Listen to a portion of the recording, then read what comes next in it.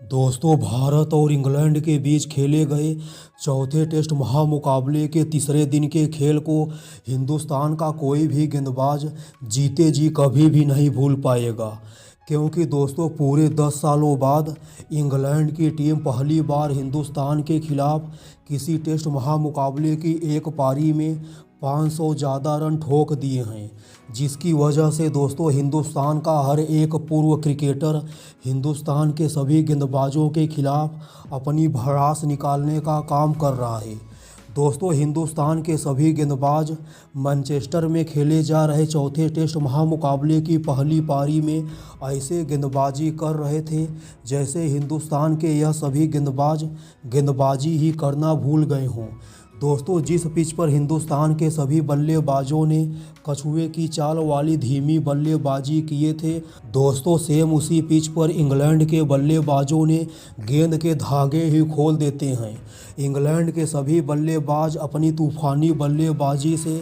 Test के format को पूरी तरह से वनडे के फॉर्मेट में तब्दील कर देते हैं। दोस्तों, पहले इंग्लैंड के ओपनर बल्लेबाज जैक क्राउली और बेन डकैत, इंग्लैंड के यह दोनों बब्बर शेरों ने अपनी तूफानी और जहरीली बल्लेबाजी से हिंदुस्तान के कप्तान शुभमन गिल को चलते मैच के दौरान ही रोने पर मजबूर कर दिए थे। दोस्तों, हमारे कप्तान साहब शुभमन गिल को कुछ समझ में नहीं आ रहा था कि आखिर इंग्लैंड के टॉप ऑर्डर बल्लेबाजों के सामने किस गेंदबाज से गेंदबाजी करवाई जाए कि इंग्लैंड के बल्लेबाजों को आउट किया जा सके। क्योंकि दोस्तों, आज के इस महामुकाबले की पहली पारी में हिंदुस्तान का सबसे खतरनाक तेज गेंदबाज जसप्रीत बुमराह भी शुभमन गिल के साथ गद्दारी करने का काम करते हैं।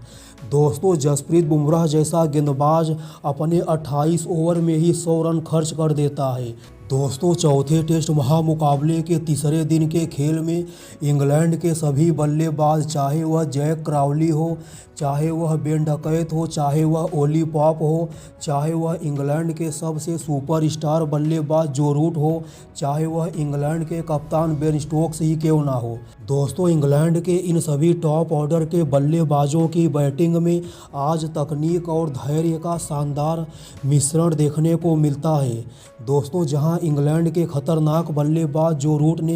150 रनों की शानदार पारी खेलकर हिंदुस्तान की टीम को चौथे टेस्ट महामुकाबले में पूरी तरह से बैकफुट पर ढकेल दिए हैं, वहीं दोस्तों इंग्लैंड के ओपनर बल्लेबाजों ने भी शानदार पारी खेलते हैं। जहां जैक क्राउली 84 रनों की पारी खेलते हैं, बेन डकैत 94 रनों की पारी खेलते हैं, वहीं दोस्तों इंग्लैंड के छोटे कद के खूंखार बल्लेबाज ओली पॉप भी 71 रनों की शानदार पारी खेलकर हिंदुस्तानी गेंदबाजों के मलहम में नमक लगाने का काम करते हैं। दोस्तों, आप लोगों की जानकारी के लिए बता देना चाहता हूं कि पूरे 10 सालों बाद हिंदुस्तान की टीम इंग्लैंड के खिलाफ किसी टेस्ट महामुकाबले की एक पारी में हिंदुस्तान के सभी गेंदबाज 500 से ज़्यादा रन लुटा दिए हैं। दोस्तों, चौथे टेस्ट महामुकाबले की पहली पारी में हिंदुस्तानी गेंदबाजों की साधारण सी गेंदबाजी को देखने के बाद हिंदुस्तान क्रिकेट के कई सारे पूर्व क्रिकेटर जैसे कि सुरेश रैना और क्रिकेट के भगवान कहे जाने वाले सचिन तेंदुलकर और हिंदुस्तान क्रिकेट के पूर्व विस्फोटक ओपनर बल्लेबाज वीरेंद्र सहवाग के साथ साथ हिंदुस्तान के पूर्व क्रिकेटर सुनील गावस्कर भी हिंदुस्तान के सभी गेंदबाजों की जमकर क्लास लगाने का काम करते हैं। दोस्तों, सचिन तेंदुलकर बयान देते हुए कहते हैं कि जिस तरह से हमारे गेंदबाजों ने पहली पारी में आज गेंदबाजी किए हैं, उससे मैं काफ़ी ज़्यादा निराश हूँ। दोस्तों, सचिन तेंदुलकर बयान देते हुए आगे कहते हैं कि हिंदुस्तान की खराब गेंदबाजी की वजह से ही पूरे 10 सालों बाद पहली बार हमारी हिंदुस्तान की टीम के खिलाफ इंग्लैंड के बल्लेबाज 500 से ज़्यादा रन ठोकने में कामयाब हो जाते हैं।